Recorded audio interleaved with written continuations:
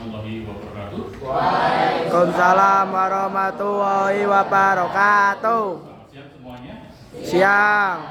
Ini materi yang mau didebatkan ketika kemarin 4 hari ya, di Surakarta di Hotel Coffin depan stasiun balapan ya. Semoga nanti kalian suatu hari bisa sampai ke Surakarta ya.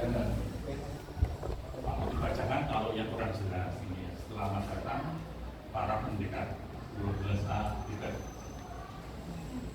Sekarang kalian tiba di Padepokan Telaga Air ya. Jadi kemarin itu dibagi menjadi 7 tingkat ya, 7 jurus. Ini jurus yang pertama.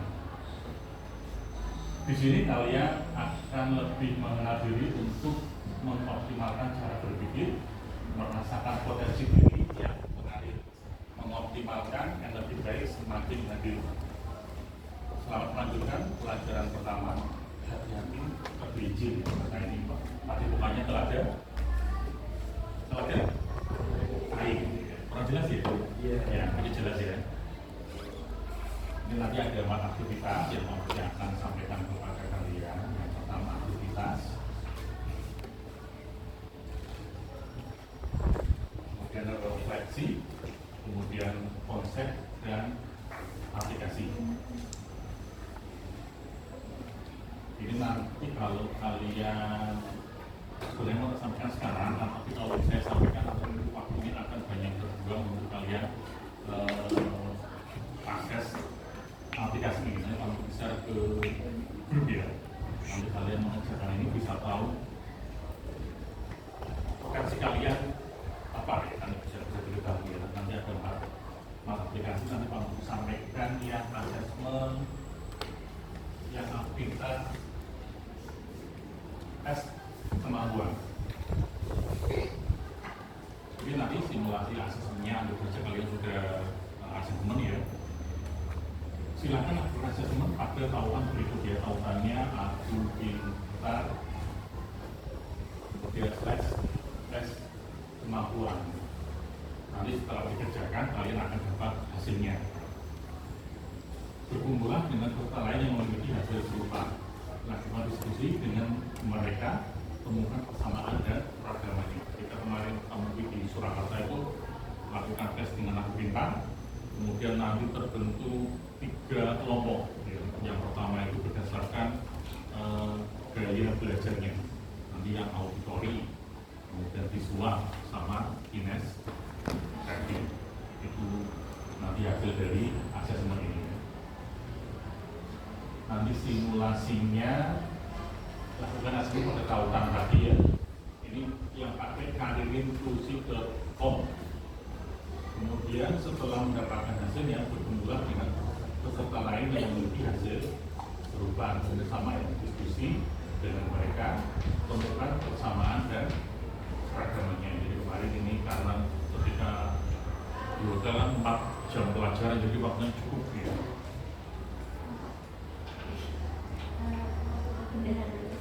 Enggak Bu ya, saya masih kan.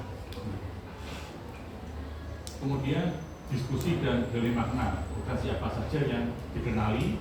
Kemudian hasil-hasilnya menggunakan perkembangan seperti nanti Pak Menteri sampaikan di slide berikutnya.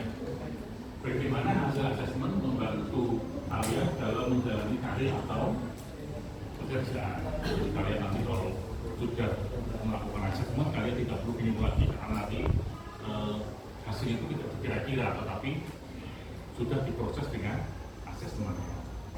Apabila proses asesmen dilakukan pada murid, bagaimana memanfaatkan hasil asesmen. Nanti kalau asesmennya sudah ada hasilnya, nanti kalian bisa manfaatkan salah satunya di pemilihan prodi TKA, kemudian pemilihan prodi ketika melanjutkan ke perguruan tinggi, atau pemilihan pekerjaan. Ya itu biar kalian nanti tepat ya. Ini pentingnya asesmen. Yang pertama, mendeteksi kesenjangan potensi faktual dan potensi optimal siswa. Faktual dan optimal ya. Kalau faktual itu yang sesuai dengan keadaan kalian sendiri ya. Kalau optimal itu yang bisa dikembangkan secara maksimal ya, kembangkan dengan sebaik-baiknya. Kemudian analisis gap melalui rekalkulasi data. Ini lihat set yang sudah pernah kalian lakukan ketika penjurusan kelas 11 ya. Kemudian multiple intelligence, identifikasi modalitas belajar siswa, kemudian gaya belajar. Nah, tampilkan. Kemudian apa itu intelijensi atau kecerdasan? Kalian pasti sering membaca, sering mendengar intelijensi atau kecerdasan ya. Disebut kecerdasan jika yang pertama perilaku tersebut berulang. Ya, jadi perilaku itu nggak hanya sekali dua kali, berulang ya, cenderung sama setiap harinya. Ya. Kemudian kreativitas, anak-anak yang IQ-nya tinggi cenderung biasanya kreatif, ya tidak monoton di satu metode. Kemudian pemecahan masalah, ya, punya kemampuan memecahkan masalah, tidak mudah putus asa. Ini video ini harusnya kamu tampilkan, tapi kayaknya tidak bisa ya. Kamu diceritakan aja ya. Itu dua anak yang dipanggil oleh ibunya yaitu dikasih permen, kemudian dikasih batas berupa perangkat bening di pintunya. Ya, satu anak itu ketika masuk menemui hambatan itu langsung putus asa, nangis. Ya. Kemudian anak yang satunya lagi itu tidak nangis tetapi mencari jalan keluar. Akhirnya bisa keluar dari pintu lewat celah di bawah yang tidak ada akbar beningnya. Ini namanya kreativitas dan pemecahan masalah. Ini ada lagi gambar yang menarik. Ada yang bisa mengartikan? Ini bahasa bojongnya artinya apa? For a selective section, everybody has to take the same exam. Please plan that tree ya. Jadi ini masuknya, ini ada monyet, ini ada burung ya. Ini monyet, sebelahnya lagi penguin, kemudian Gajah. sebelah kiri ikan, anjing laut, sebelah kirinya ikan. Sebelah kirinya apa? Ikan kan sudah, sebelah kirinya anjing laut. Apa itu? Kambing atau anjing? Kambing aja ya.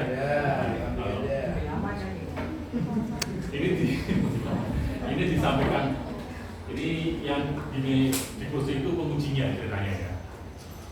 Pengujinya menyampaikan seperti ini, untuk seleksi yang adil setiap hewan ya, harus dikenakan tes yang sama yaitu memanjat pohon.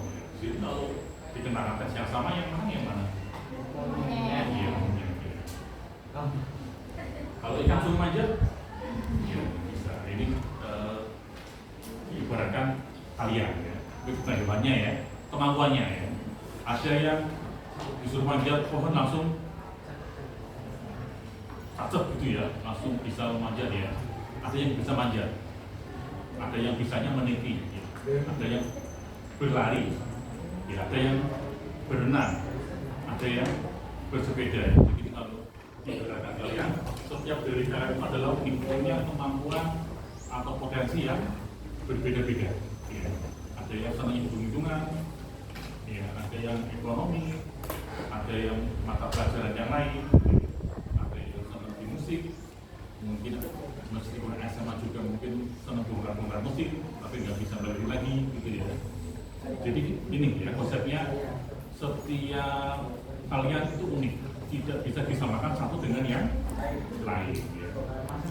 Punya kreativitas yang berbeda-beda, ya. Yang main foto saat pelajaran. Ya. Nah, ini kecerdasan macam tapi kalau kalian mengakses Aku Pintar nanti akan muncul seperti ini. Yang pertama, yang sebelah kanan dulu yaitu ada siapa? Yang ini tokoh besar semua ya, Pak Bibi ya. Mas Males, ini Afandi. Afandi itu pelukis yang terkenal ya. Itu lukisannya itu harganya sudah nggak bisa dihitung lagi dengan rupiah ya. Ini ya, karena tadi ini Megawati, ini ada yang baru. Siapa? Kalau nggak tahu ya nggak apa-apa ya, karena ini bukan ini Pak Emil Salim ya, dulu menteri pada zaman Pak Harto ya. Ini tokoh dulu ketika Sumpah Pemuda, Sultan Syahrir. Yang ini siapa? Hairil Anwar. Iya betul ya, ini penyanyi yang terkenal ya, Hairil Anwar. Ini masing-masing punya kecerdasan yang berbeda-beda. Yang pertama, cerdas linguistik verbal. Linguistik itu yang berhubungan dengan bahasa, kemampuan berbahasa ya. Nah itu bahasa Indonesia atau bahasa asing. Kalau verbal itu kemampuan verbal berkata-kata ya. Iya, kemampuan berkomunikasi dan berbahasa. Kira-kira siapa yang punya kemampuan ini? Tapi Sofiana yang mana? Iya, yang iya, Aman ya, yang punya kemampuan linguistik verbal. Kemudian cerdas interpersonal. Cerdas interpersonal itu yang kecerdasan untuk memahami orang lain. Kira-kira siapa tokoh ini yang cerdas interpersonal?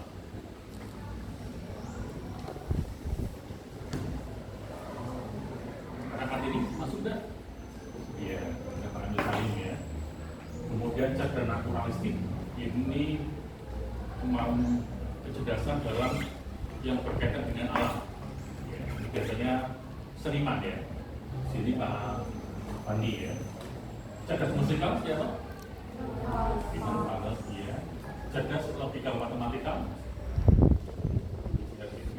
Cerdas intrapersonal ini kok kecerdasan untuk memahami dirinya sendiri. Karena siapa ini? Cerdas intrapersonal. Anak ini juga ya, karena bisa membuat apa itu garis gelas terang itu ya. Kemudian cerdas berpikir kreatif, kira-kira siapa? Iya, ini biasanya olahragawan ya, olahragawan.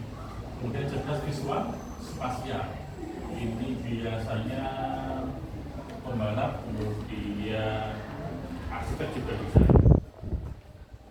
Ini tadi dicocokkan dengan kemampuan kalian masing-masing. Ya, tidak bisa satu dengan yang itu harus sama ya, bisa berbeda. Berikutnya ini urgensi berikutnya yang tradisional sama terdiferensiasi. Nanti kalau potensinya bisa berbeda, kemungkinan kalian juga bisa mendapatkan pengajaran yang berbeda. Kalau yang tradisional, ini berarti cara pikir dulu, satu cara untuk semua murid. Jadi satu kelas, beberapa kelas, cara pengajarannya sama, ujiannya sama. Kalau ini sudah mulai beda ya. Contohnya, siapa yang di kelas lain? Amiru, ya, itu salah satu contoh pembelajaran terdiferensiasi. Berbeda. Kenapa berbeda? Karena kebutuhannya berbeda, ya, karena nanti ujiannya berbeda. Kemudian fokus pada kurikulum. Kalau yang terdiferensiasi banyak cara sesuai minat dan bakat. Ya. Kemudian yang tradisional fokus pada kurikulum semata. Kalau yang terdiferensiasi kurikulum pengembangan diri murid. Contohnya TKA itu sudah memfasilitasi pembelajaran yang terdiferensiasi. Coba bayangkan kalau disamakan semuanya. Padahal kalian nggak suka misalnya nggak sosiologi, tapi kelas ini dipaksakan sosiologi semua kan kurang pas ya. Kemudian waktu belajar seragam kalau yang tradisional. Kalau yang terdiferensiasi, belajar beragam sesuai dengan potensi. Kemudian kalau tradisional murid pasif, kalau yang terdiferensiasi murid aktif dan terlibat secara personal. Kemudian ini aspek penjelasan dan contoh. Kalau kontennya apa yang dipelajari murid, kemudian contohnya murid yang memiliki literasi tinggi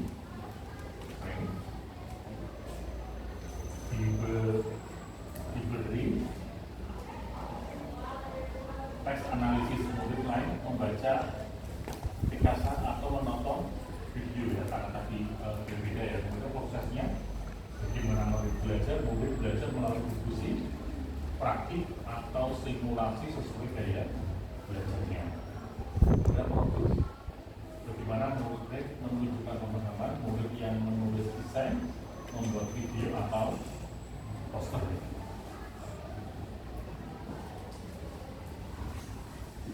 Ini mengenai gaya belajar. Yang pertama gaya belajar visual, yang kedua auditori, yang ketiga kinetik yang kita satu persatu tuh. Gaya belajar visual lebih mudah mengingat informasi kalau dengan cara melihat, membaca.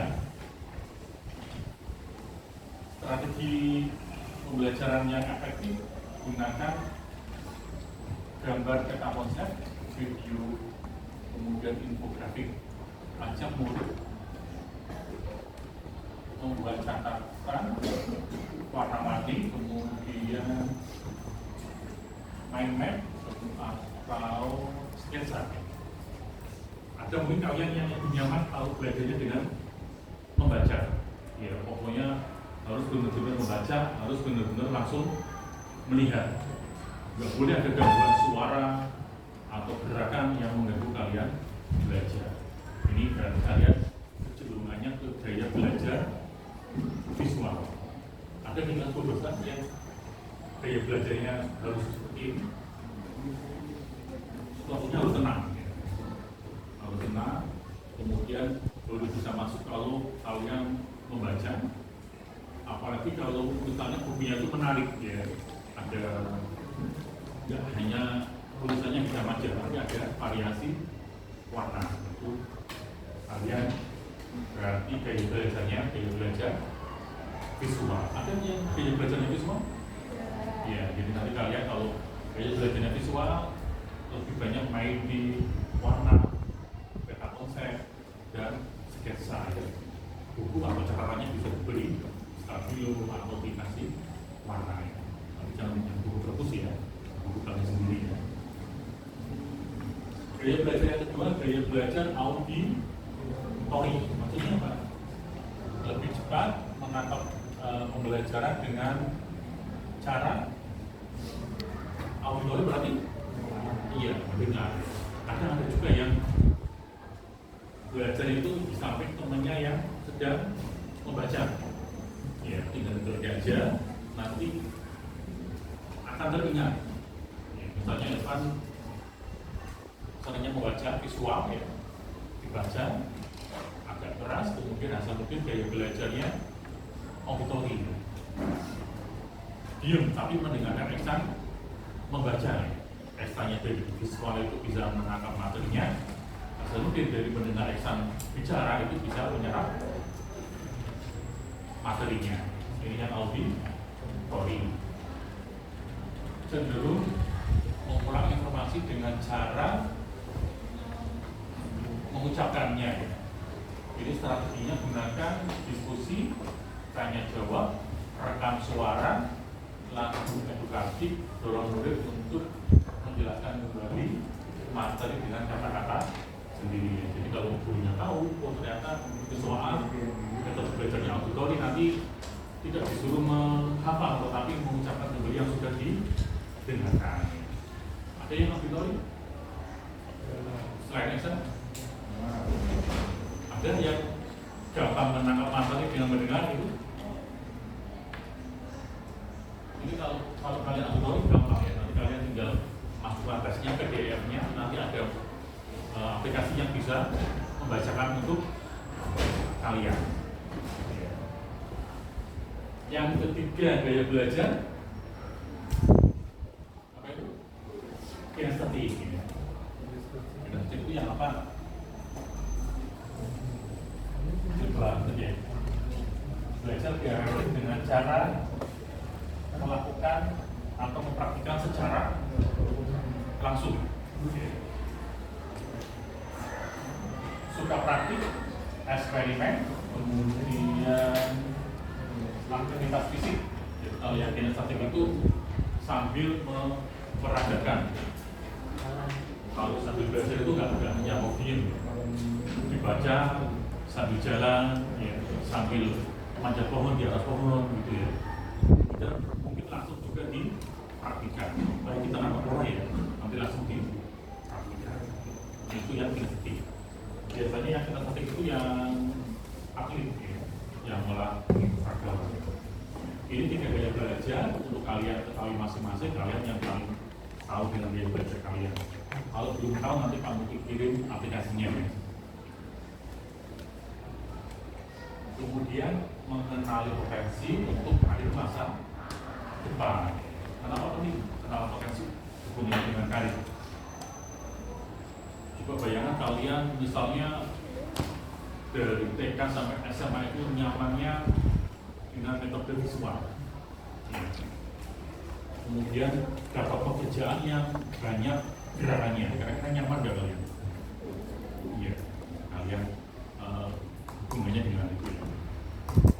Ya, realistik, praktis, fisik, nyata ya. Kalau yang kinestetik ya nanti cocoknya kerja di pertambangan ya, kemudian teknik sipil atau yang berhubungan dengan itu misalnya ya. Kemudian investigatif, analisis intelektual, contohnya profesi dokter. Ini nanti lebih banyak ke visual dan auditori ya. Kemudian artistik, kreatif, imajinatif, atau profesi seniman, penulis, aktor ya. Kemudian sosial. Di sini cirinya peduli dan komunikatif. Contohnya guru, konselor, perawat, psikolog, dia pekerja sosial. Bayangkan kalian kerjanya psikolog, pekerja sosial, tapi kamu tidak punya empati ke orang lain. Nanti kalau ada pasien kalian akan biarkan. Berikutnya enterprising, pemimpin, persuasi. Kemudian konvensional, terstruktur, teliti. Ini tadi kalau kalian sudah berhasil mengenal potensinya, nanti akan diminta membentuk kelompok kecil dengan 3 orang. Untuk orang berperan sebagai beda-beda. Jadi kemarin dari yang mau dibuktikan ya. Nah, ini yang rekap dan rekomendasi. Tadi ada cerdas visual. Kalau 12 berarti nanti ke yang potensi masa depan yang relevan. Tadi kalau kan visual, pekerjaannya cocok apa?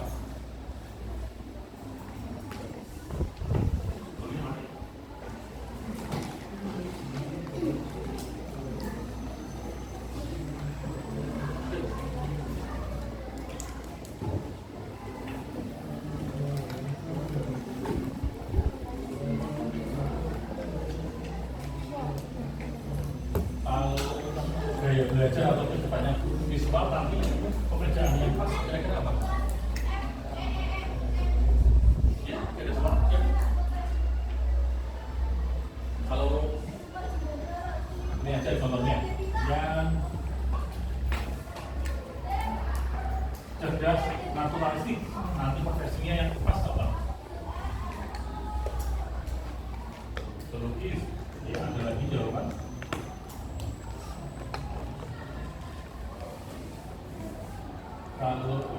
halnya yang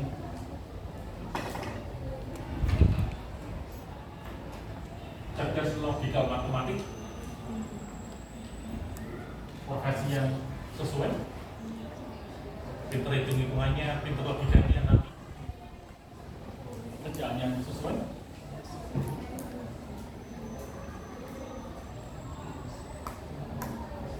Ngomong tapi di tangan ya, saya silakan sampaikan aja yang logikal matematika. Arsitek,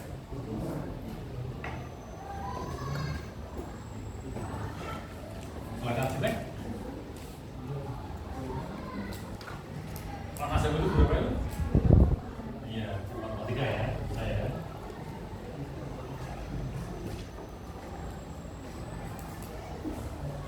Sampai 5 ya. Kemudian cerdas berlinguistik. Verbal itu tadi apa? Kemampuan bicara. Linguistik, kemampuan berbahasa. Sudah pinter berbicara atau pinter dalam berbahasa. Mana profesinya yang pas? Pengacara. Apalagi banyak nih. MC.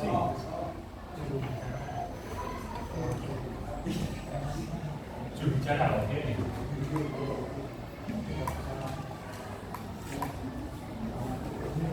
Salah masuk tidak? Event ya. Marketing. Ya. Apa? Tukang apa? Tukang pijat. Kalau tukang pijat itu yang kinestetik ya kayaknya ya.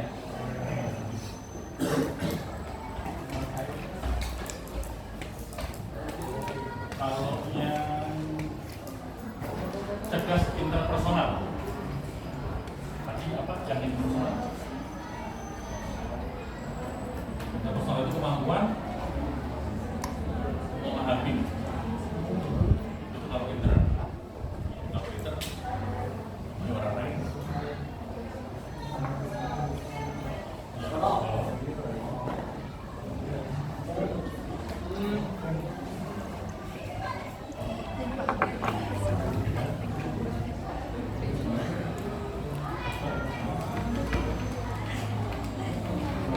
Kalau seperti itu ya, kalian sudah bisa mulai memahami potensi yang Pak pesankan. Kalian harus punya minimal satu potensi yang bisa kalian kembangkan. Minimal satu keterampilan. Ya, entah itu bahasa asing, ya komputer, komunikasi dan keterampilan yang lain ya. Kemudian yang kedua, jangan pernah menganggap diri dari orang lain. Setiap diri kalian itu punya kemampuan yang mungkin berbeda-beda. Kalau kalian punya satu minimal keterampilan, kalau itu nanti bisa menjamin kehidupan kalian. Apapun keterampilannya, dan kalian konsisten ahli di bidang tersebut.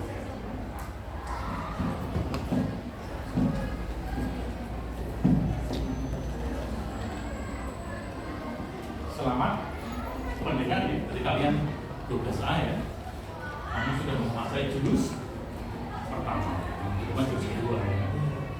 Ini adalah kartu pertama dari presentasi yang sudah terkumpulkan. Selamat melanjutkan petualangan saya. Harusnya saya dapat satu ya. Satu saya hanya dikasih satu. Terakhir ada pertanyaan? Sudah jelas? Sudah saatnya pulang ya?